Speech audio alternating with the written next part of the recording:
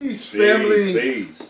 Assalamu alaikum. It's Big Brother Fahiym back again, once again. Blackgod Ra, Allah. With the great God right here with me. You know what I'm Peace. saying?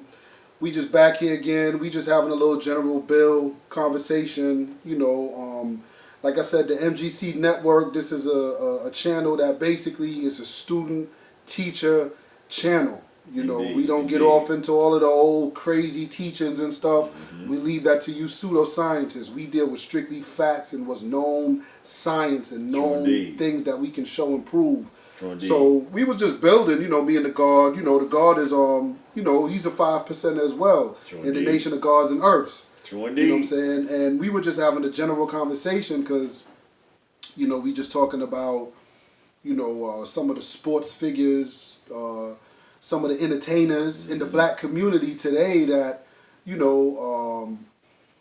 lot of what they do is in question. I mean, in the direction that they're driving our youth in that type of belief system, in that type of paradigm or way of thinking. So me and the God was just sitting here basically building and, we just want to go back to the root again, and we just want to talk about, some of the secret societies and kind of, what drives their way of thinking. And let's make one thing clear. In this nation is built off of making knowledge born. Right. And the way you make knowledge born is showing and proving who you are. True indeed. You understand? And not only that, you show and prove who you are by providing facts. True indeed. Facts is to provide evidence. Definitely. So, like I said, this nation is built on showing and proving. True indeed. Yeah. Definitely. I mean, that's first and foremost. We know, well, from my, history that I know that, there are a such thing called secret societies. This is always something that's called a conspiracy because it's something that people can't readily, point out to an individual or something like that. Indeed. But we do have historical documents actually to show and prove that there is a shadow government. Oh yeah. That operates and controls America, not just America, but pretty much all of the European nations. You know what, God? A lot of people talk about Illuminati and they talk about small things like, oh, this person might be Illuminati or that person. I'm talking about almost to where they saying coming folks are Illuminati. I'm gonna tell you what Illuminati is.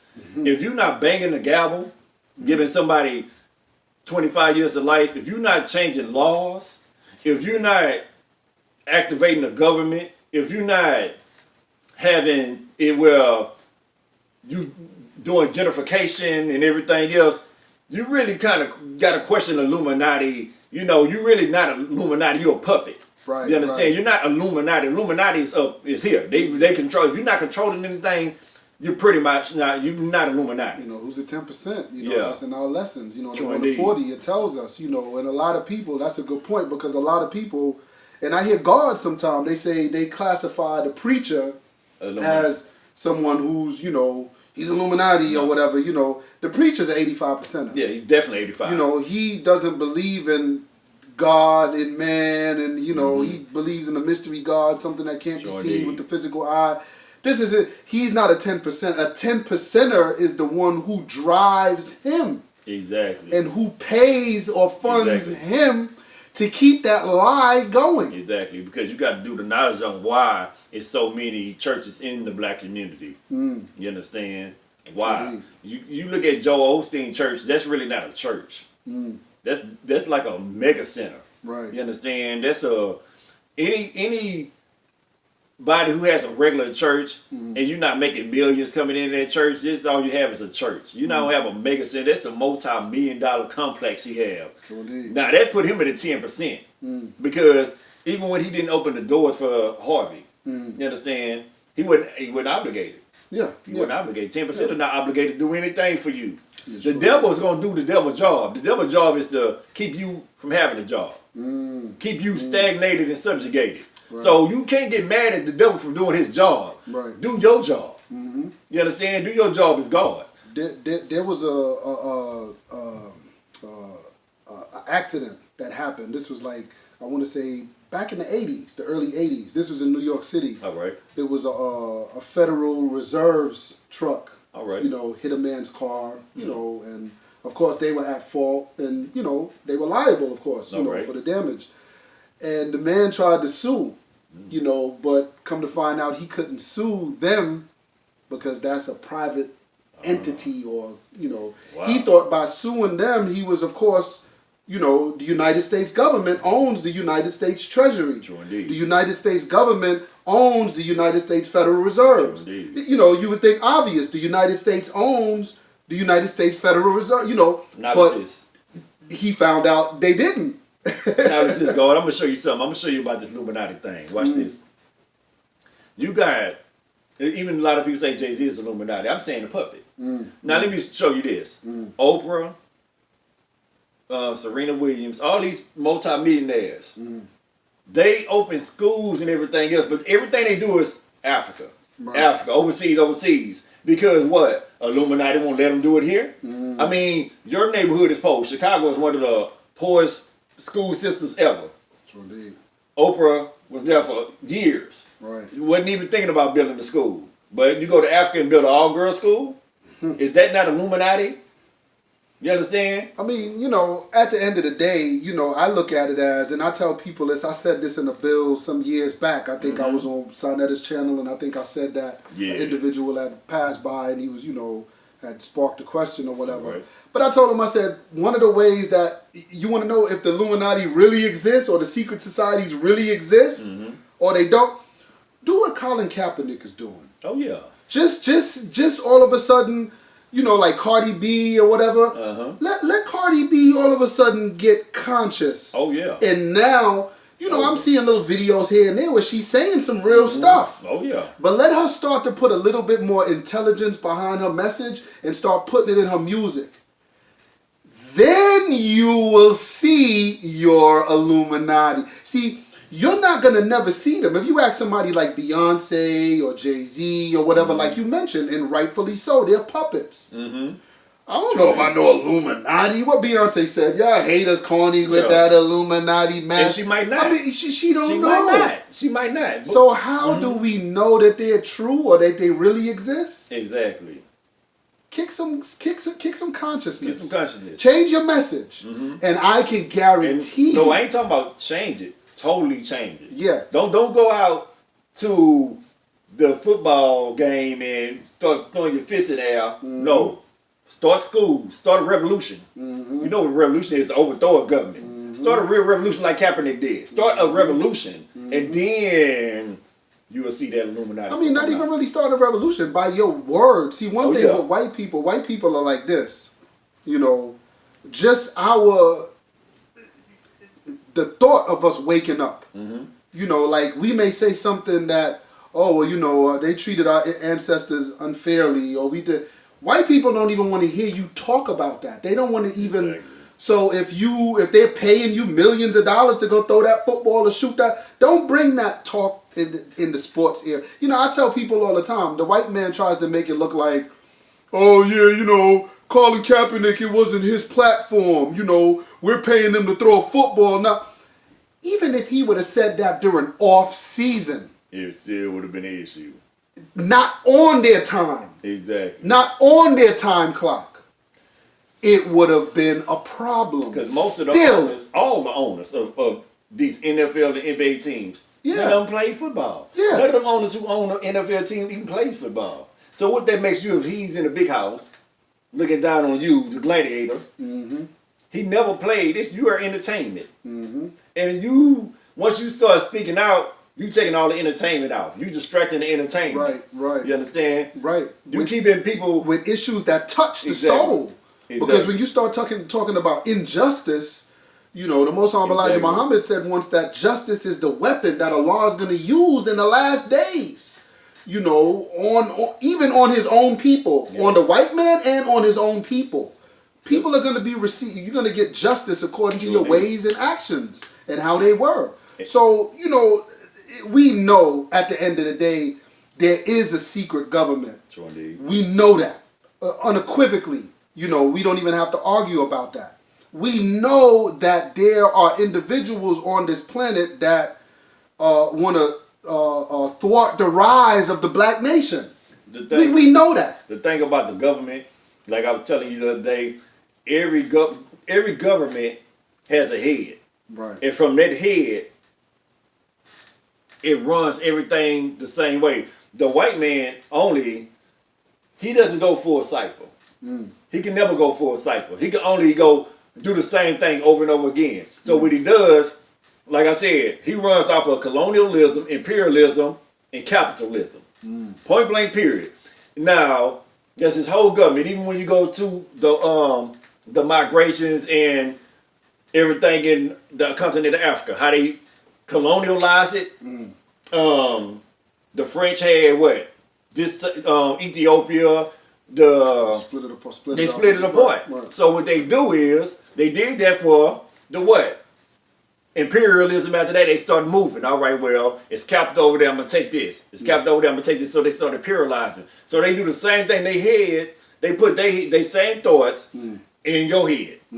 They program you just like they program you with this Christianity stuff. They program all religious. Period. They program you just like, all right, we got the Bloods, the Crips, Latin Kings, Vice Lords over here. We gonna divide them. We gonna colonialize them. Right. This project is the Crips. Right. Ethiopia. This project is the Bloods. Nubia. This project is this gang. Then we gonna colonialize it. We're gonna give them some. We're gonna put some capital in there. Drugs. That's the capital. We're gonna give it, and now we're gonna let them fight to imperialize it. Right. But what they really doing, they fighting for us because now we get to lock them up. Right. And we're gonna do the gentrification. We just want them to live in that little box where we had the mice running around from the beginning, how the project was created. Right. To see how everything is squared. Right. Right. And Yeah. just to add to what you're saying, which is correct, but just to add to that, when they disseminate all of these elements within the black community for our downfall, True indeed. when they put the drugs in there, they got to teach you.